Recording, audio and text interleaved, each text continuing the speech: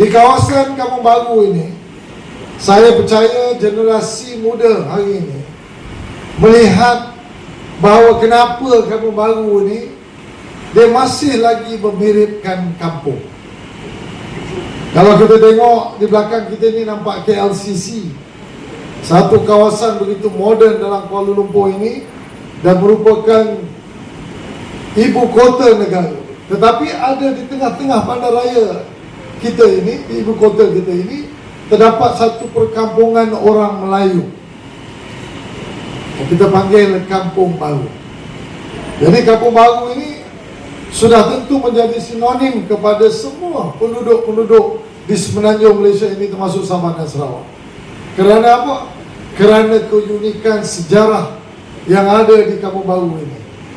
Semua kawasan di Kampung Baru ini, tanahnya adalah lebih kurang seluas 230 ekar.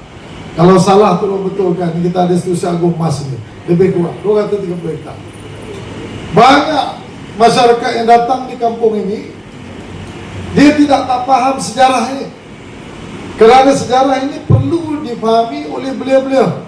Saya bukanlah hari ini untuk bagi satu syarahan ke soal Kampung Baru ini depan beliau-beliau ini, tidak. Cuma saya mengambil kesempatan kerana pilihan beliau hari ini memilih Kampung Baru ataupun di Titu Wangsa ini untuk menganjurkan program yang sangat bermakna pada petang ini.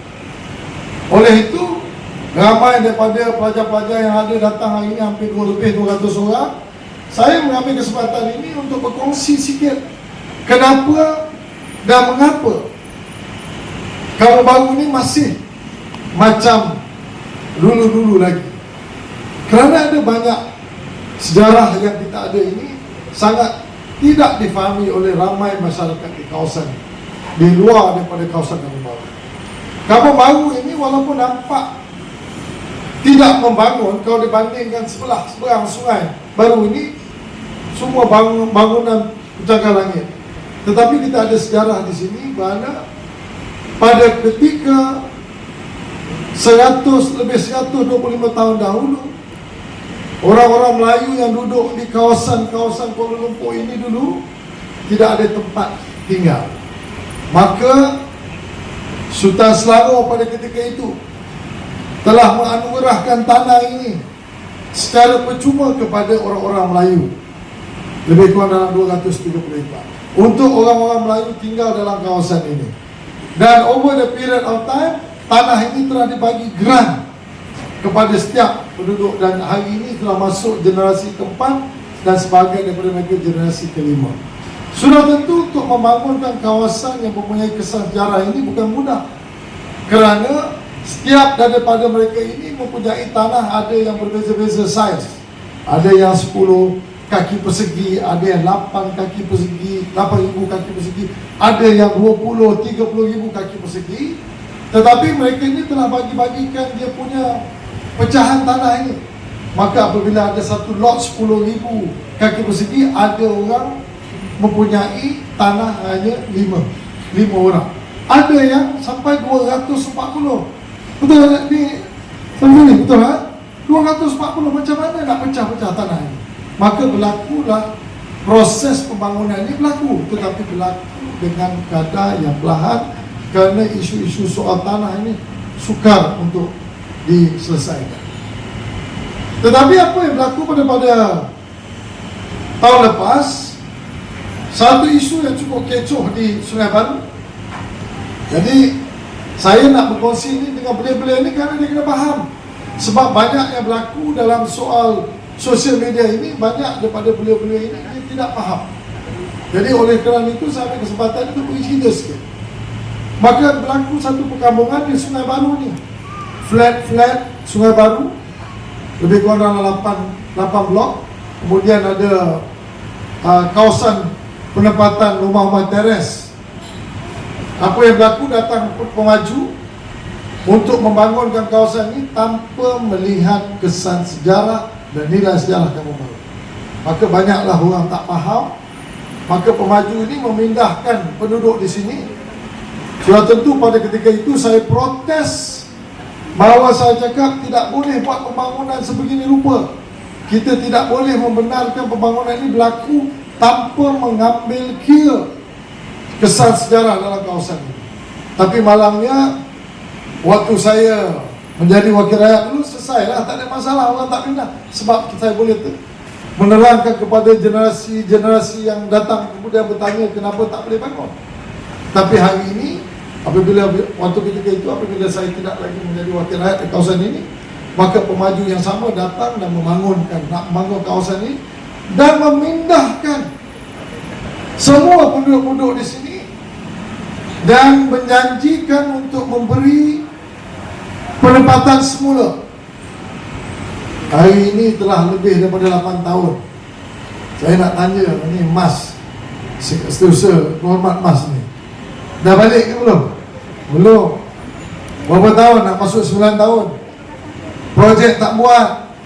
Orang dah pindah, orang baru ni semua dah pindah, tak balik-balik lagi.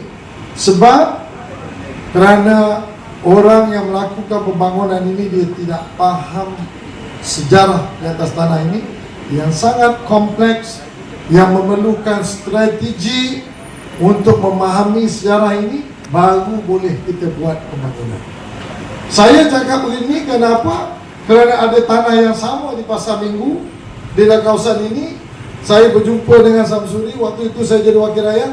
Kita bangunkan tanah itu, berjaya dibangunkan kerana apa? Kerana kefahaman sejarah terhadap tanah tersebut. Akhirnya dia menjadi satu mercu tanda di Kampung Baru. Kampung Baru ni boleh dibangunkan, tetapi mana-mana mereka yang datang nak bangun kawasan ni kena faham sejarah. Jadi saya tak mau cerita banyak-banyak, kita pun nak buka puasa. Cuma saya nak mengambil kesempatan ini mengucapkan banyak terima kasih kerana inisiatif yang diambil oleh belia wilayah Persekutuan, khususnya di Titi Wangsa ini, membawa kita punya pelajar-pelajar ini datang ke kawasan ini, buat kerja gotong royong, sukarelawan dalam kawasan ini untuk kita sama-sama membuat program untuk rakyat di sini. Program ini sangat penting. Kenapa? Sebenarnya kalau kita nak melahirkan pemimpin-pemimpin muda masa akan datang, mereka ini kena melalui program-program sebegini rupa. Kerana dia mendekatkan mereka ini dengan masyarakat, memahami sejarah sesuatu tempat, memahami kehidupan masyarakat yang ada dalam kawasan ini, maka mereka lebih faham dan mereka akan menjadi pejuang kepada sejarah-sejarah yang akan ditinggalkan oleh pemimpin-pemimpin masa kini dan masa akan datang. Kalau mereka tidak faham sejarah, maka berlakulah proses pembangunan yang sedemikian rupa di Sungai Baru ini kerana kekurangan kefahaman oleh pemimpin, termasuk belia-belia, kerana mereka akan terikut-ikut mengikut orang punya naratif yang dia sendiri tidak faham. Saya bersyukurlah kepada belia-belia di kawasan Titi Wangsa ini.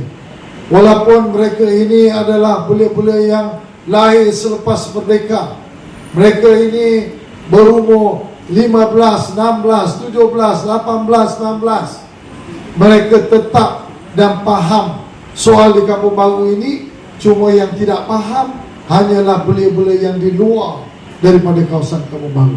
Sebab itu saya nak minta belia Persekutuan ini mengambil inisiatif ini untuk mengadakan satu program untuk kita bawa belia-belia di wilayah Persekutuan ini, untuk mereka memahami setiap kawasan dalam wilayah Persekutuan ini ada keunikan mereka masing-masing. Kalau di Bukit Bintang ada dia punya keunikan masing-masing, di lembah pantai ada, tetapi di Titi Wangsa ini ada keunikan tersendiri di Kampung Baru ini yang belia ini perlu difahamkan mengenai sejarah yang sangat unik di Kampung Baru. Boleh, saudara ni? Boleh ya? Kalau tak ada duit nak buat program, saya boleh bagi sponsor. Sebab sangat penting kita bawa belia-belia ini, termasuk mana-mana pelajar universiti yang ada dalam wilayah Persekutuan ini. Semua universiti yang ada dalam Persekutuan ini kena bawa student leader ini untuk mereka faham. Jadi apabila mereka faham, mereka tak boleh diracunkan oleh mana-mana orang yang datang nak cari, nak buat pembangunan, nak mencari keuntungan, tetapi menggunakan belia-belia ini untuk berkumpul buat demonstrasi, sebab mereka ni tak faham. Waktu saya nak minta belia-belia, di samping kita buat gotong royong, kita bawa mereka memahami masyarakat, macam mana orang-orang Melayu dalam bandar menyambut bulan puasa, yang masih ada lagi bubur lamuk yang ratus tahun masih ada lagi. Ini semua kena bawa generasi muda. Mereka ni datang di seluruh negara belajar Universiti Melaya, KL, Universiti Kuala Lumpur, dan lagi macam-macam universiti ada kawasan ini. Jadi sebab itu saya nak beliau dalam sekolah ini bukan saja untuk buat program-program sukarelawan macam ini yang kita galakkan, tetapi juga anjurkan seminar atau anjurkan program untuk memberi sejarah Kuala Lumpur ini supaya semua orang faham. Sebab itu Kuala Lumpur ini, saudara, tuan-tuan dan puan-puan, kita bukan hanya duduk orang Melayu. Dia masyarakat majmuk yang sangat tinggi toleransi dia di Kuala Lumpur. Itu kita mesti pastikan bahawa keamanan, kestabilan negara kita, khususnya dalam masyarakat, konteks masyarakat bandar, perlu kita pertingkatkan supaya kefahaman ini lebih tinggi kepada generasi yang akan datang ini, belia-belia, kerana mereka lah yang akan mewarisi kepimpinan negara. Esok lusa kita semua yang mana dah veteran, termasuk saya dah tak ada. Tetapi yang kita nak ialah kita melahirkan pemimpin-pemimpin muda yang boleh mempertahankan sejarah negara kita.